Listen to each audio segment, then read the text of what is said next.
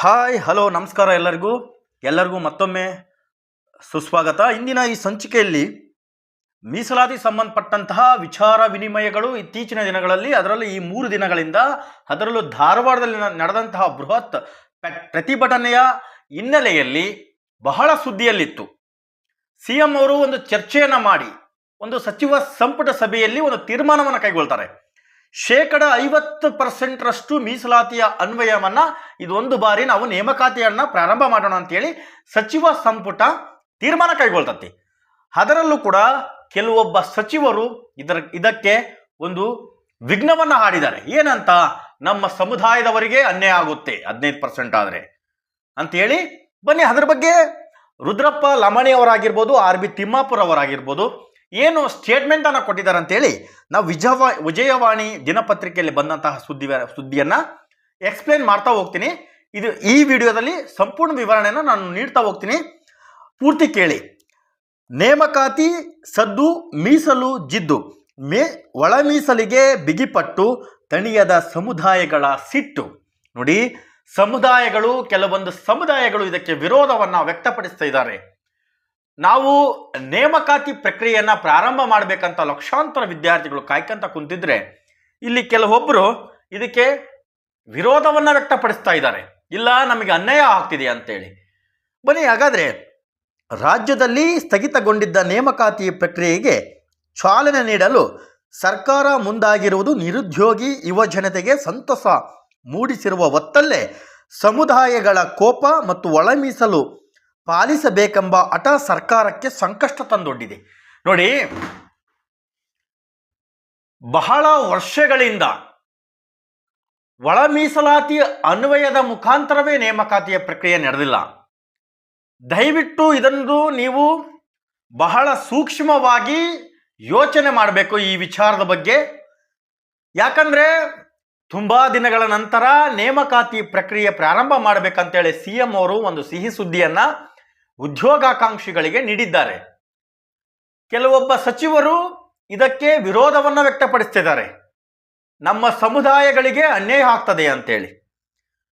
ನೋಡಿ ಸರ್, ಇದೊಂದು ಸರಿ ನೇಮಕಾತಿ ಪ್ರಕ್ರಿಯೆಯನ್ನು ಪ್ರಾರಂಭ ಮಾಡಿ, ಮಾನ್ಯ ನ್ಯಾಯಾಲಯ ಏನು ತೀರ್ಪು ಕೊಡ್ತದೋ ಆ ತೀರ್ಪಿನ ಅನ್ವಯ ನೀವು ಆರ್ಡರ್ ಕಾಪಿಯನ್ನು ಕೊಡಿ.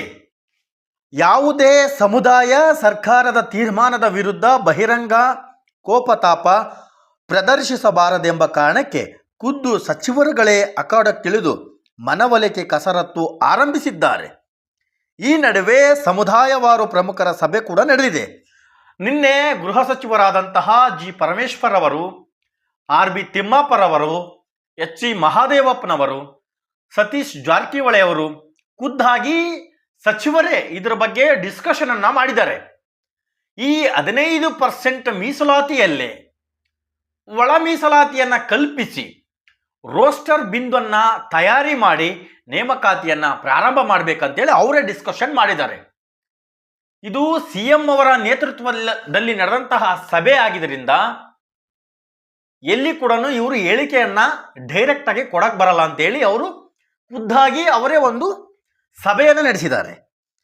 ಶೀಘ್ರ ಅಧಿಸೂಚನೆ, ಮೀಸಲು ಪ್ರಮಾಣ ಹೆಚ್ಚಳ ಮತ್ತು ಒಳ ಮೀಸಲಾತಿ ಕುರಿತಾದ ಕಾನೂನು ಹೋರಾಟಗಳಿಂದಾಗಿ ಸುಮಾರು 56,432 ಹುದ್ದೆಗಳ ಭರ್ತಿ ಪ್ರಕ್ರಿಯೆ ನೆನೆಗುದಿಗೆ ಬಿದ್ದಿತ್ತು.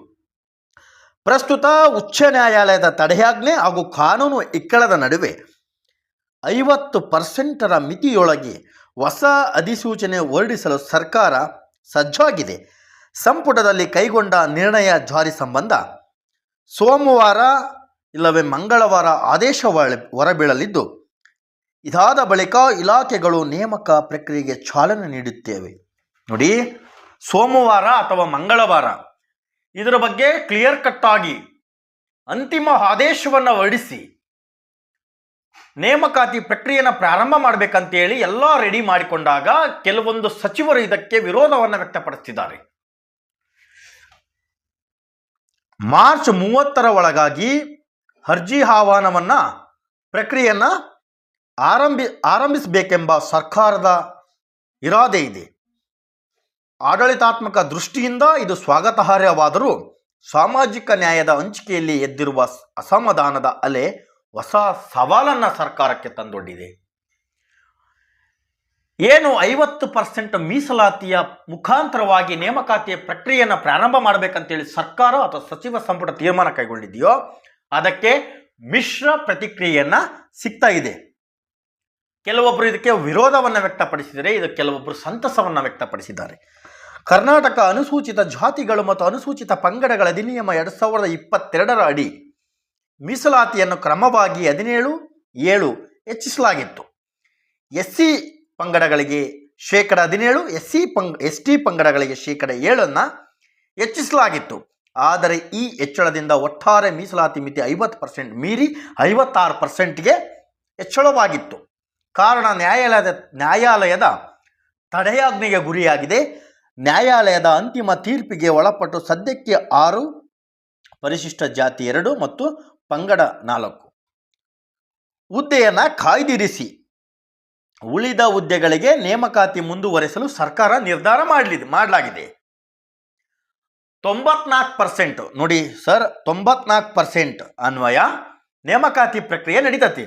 ಇನ್ನು 6% ಬ್ಯಾಕ್ಲಾಗ್ ಮುಖಾಂತರವಾಗಿ ತೋರಿಸಿ ಮಾನ್ಯ ನ್ಯಾಯಾಲಯ ಏನು ತೀರ್ಪನ್ನು ಕೊಡುತ್ತೋ ಆ ತೀರ್ಪಿನ ಆದೇಶದ ಅನ್ವಯ ಮತ್ತೆ ಆರ್ಡರ್ ಕಾಪಿಯನ್ನು ಇಶ್ಯೂಡ್ ಮಾಡಬೇಕಂತೇಳಿ ಮೊನ್ನೆ ಸಚಿವ ಸಂಪುಟದಲ್ಲಿ ತೀರ್ಮಾನ ಕೈಗೊಳ್ಳಲಾಗಿದೆ. ಅಂದರೆ ಪರಿಶಿಷ್ಟ ಜಾತಿಗೆ 15, ಪರಿಶಿಷ್ಟ ಪಂಗಡಕ್ಕೆ 3ರಂತೆ ಸೇರಿ ಒಟ್ಟು ಮೀಸಲ 50 ಮೀರದಂತೆ ನೇಮಕ ಪ್ರಕ್ರಿಯೆ ಪ್ರಾರಂಭ ಮಾಡಬೇಕು ಅಂತೇಳಿ ಸರ್ಕಾರದ ಈ ನಿರ್ಧಾರಕ್ಕೆ ಪರಿಶಿಷ್ಟ ಜಾತಿ, ಬಲ, ಪಂಗಡ ಹಾಗೂ ಕೊರಚ ಕೊರುಮ ಸಮುದಾಯಗಳು ಸಮಾಧಾನ ವ್ಯಕ್ತಪಡಿಸಿದ್ರು. ಪರಿಶಿಷ್ಟದ ಎಡ ಮತ್ತು ಬಲಗೈ ಸಮುದಾಯಗಳು ನ್ಯಾಯಯುತವಾಗಿ ಸಿಗಬೇಕಾದ ಪಾಲು ದಕ್ಕಿಲ್ಲ ಎಂಬ ಆಕ್ರೋಶ ಮಡುಗು ಮುಗಿಲೆತ್ತರಕ್ಕೆ ಹೋಗಿದೆ. ಇತ್ತ ಪರಿಶಿಷ್ಟ ಪಂಗಡದಲ್ಲೂ ಕೂಡ ಅಸಹನೆ ವ್ಯಕ್ತವಾಗುತ್ತಿದ್ದು, ನಮಗೆ 3%ಇಂದ 7% ಹುದ್ದೆಗೆ ಆಗ್ತಿತ್ತು, ಇದು ನಮಗೆ ಅನ್ಯಾಯವಾಗ್ತಿದೆ ಅಂತೇಳಿ ಏನು ಕೆಲವೊಬ್ಬ ಸಚಿವರೇ ಅವರೇ ಖುದ್ದಾಗಿ ಒಂದು ಸಭೆಯನ್ನು ನಡೆಸಿದ್ದಾರೆ.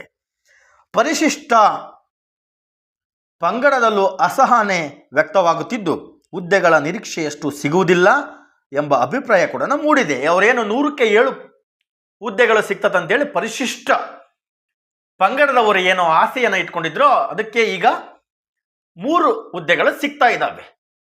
ಇದೊಂದ್ಸರಿ ಎಲ್ಲ ಸ್ಪರ್ಧಾರ್ಥಿಗಳು, ಉದ್ಯೋಗಾಕಾಂಕ್ಷಿಗಳು ಇದನ್ನೆಲ್ಲ ಸಮಾಧಾನದಿಂದ ನಡೆಸ್ಕೊಂಡು ಹೋಗಿ ಇದೊಂದ್ಸರಿ ನೇಮಕಾತಿ ಪ್ರಕ್ರಿಯೆಯನ್ನು ಪ್ರಾರಂಭ ಮಾಡಬೇಕು ಸ್ವಾಮಿ. ಎಷ್ಟೋ ವಿದ್ಯಾರ್ಥಿಗಳು ಧಾರವಾಡದಲ್ಲಿ ಒಬ್ಬ ಮಹಿಳೆ, ಒಬ್ಬ ಹೆಣ್ಮಗಳು ಕಣ್ಣೀರನ್ನು ಹಾಕಿದ್ಲು. ನಾನು ನನ್ನ ಕುಟುಂಬವನ್ನು ಬಿಟ್ಟು ಬಂದಿದ್ದೀನಿ, ನನಗೆ ಯಾವಾಗ ನಿಮಗೆ ಜಾಬ್ ಸಿಗೋದು, ನೌಕರಿ ಸಿಗೋದು, ಯಾವಾಗ ನೀವು ನೇಮಕಾತಿಯನ್ನು ಮಾಡೋದು ಅಂತೇಳಿ ಕಣ್ಣೀರನ್ನು ಹಾಕಿದರು. ಹಾಗಾಗಿ ಸರ್ಕಾರಕ್ಕೆ ಆಡಳಿತಾತ್ಮಕ ಯಂತ್ರವನ್ನು ಸುಗಮಗೊಳಿಸಲು ತುರ್ತಾಗಿ ಹುದ್ದೆಗಳ ಭರ್ತಿ ಮಾಡಬೇಕಾದ ಅನಿವಾರ್ಯತೆ ಇದೆ. 100ಕ್ಕೆ 100 ಇದೆ.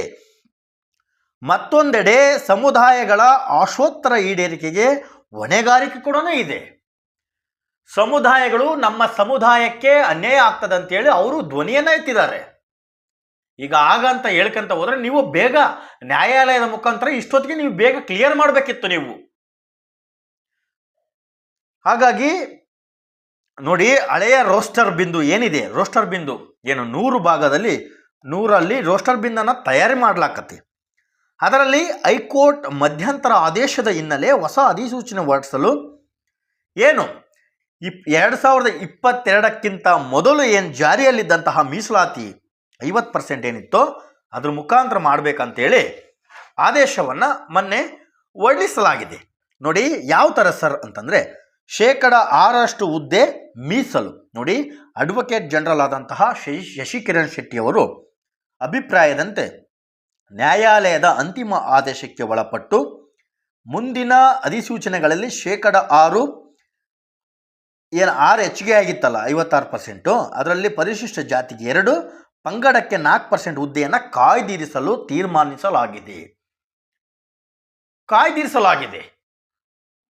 ಕಾಯ್ದಿರಿಸಿ ಅದನ್ನು ಮುಂದಿನ ನ್ಯಾಯಾಲಯದ ಆದೇಶದನ್ವಯ ಆ 6% ಯಾರು ಆಯ್ಕೆಯಾಗಿರ್ತಾರೋ ಅವರಿಗೆ ಅನುಮತಿಯ ಆಧಾರದ ಮೇಲೆ ಆರ್ಡರ್ ಕಾಪಿಯನ್ನು ನೀಡ್ಲಾಕತಿ.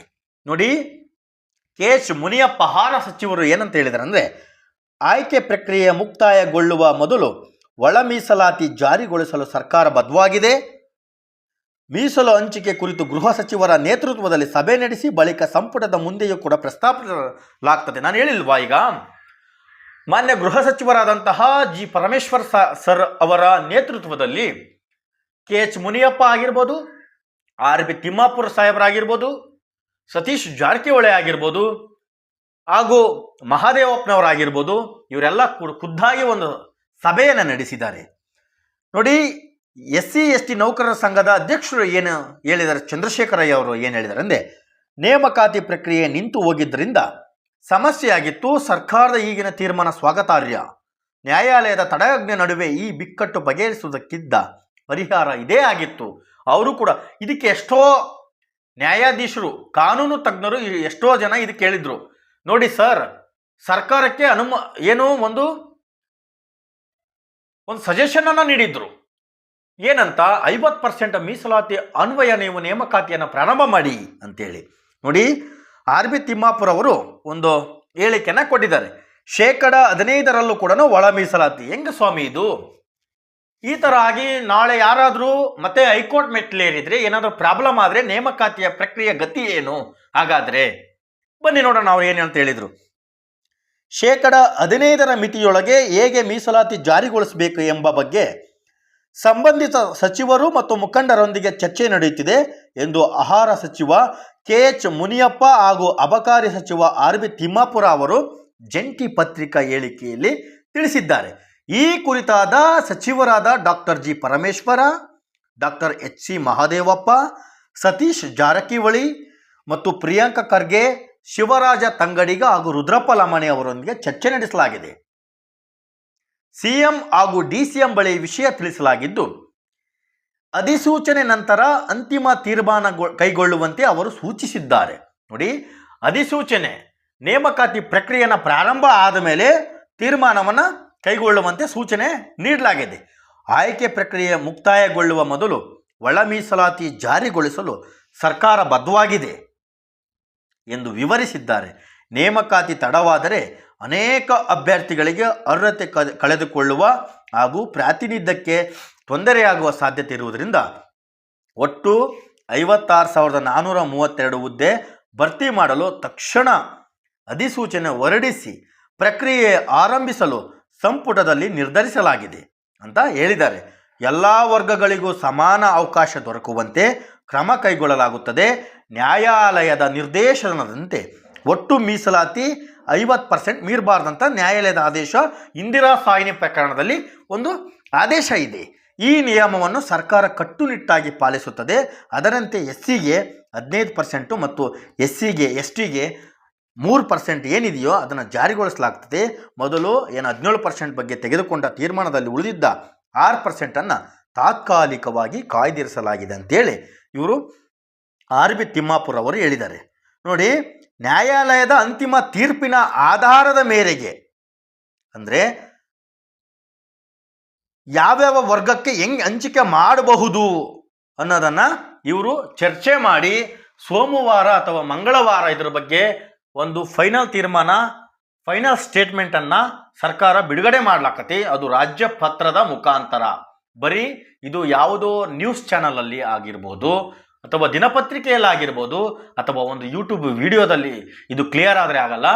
ಮಾನ್ಯ ಕರ್ನಾಟಕ ಸರ್ಕಾರ, ರಾಜ್ಯ ಸರ್ಕಾರ ಅಂತೇಳಿ ವಿಶೇಷ ಪತ್ರಿಕೆಯನ್ನು ಹೊರಡಿಸಿ ಅದರಲ್ಲಿ ಯಾವ ಥರ ನೇಮಕಾತಿ ಪ್ರಕ್ರಿಯೆಗೆ ಯಾವ ರೀತಿ ಮೀಸಲಾತಿಯನ್ನು ಹಂಚಿಕೆ ಮಾಡ್ಲಕ್ಕಂತೇಳಿ ಕ್ಲಿಯರ್ ಕಟ್ಟಾಗಿ ತಿಳಿಸಿ ಕೊಟ್ಟು ಆದಷ್ಟು ಬೇಗ ಇದೇ ತಿಂಗಳ ಕೊನೆಯ ಭಾಗದ ಒಳಗೆ ನೇಮಕಾತಿ ಪ್ರಕ್ರಿಯೆಯನ್ನು ಪ್ರಾರಂಭ ಮಾಡಬೇಕಂತೇಳಿ ಎಲ್ಲ ಉದ್ಯೋಗಾಕಾಂಕ್ಷಿಗಳ ಪರವಾಗಿ ಸರ್ಕಾರಕ್ಕೆ ನಾನು ಒಂದು ಮನವಿ ಮಾಡಿಕೊಳ್ತಾ ಇದ್ದೇನೆ.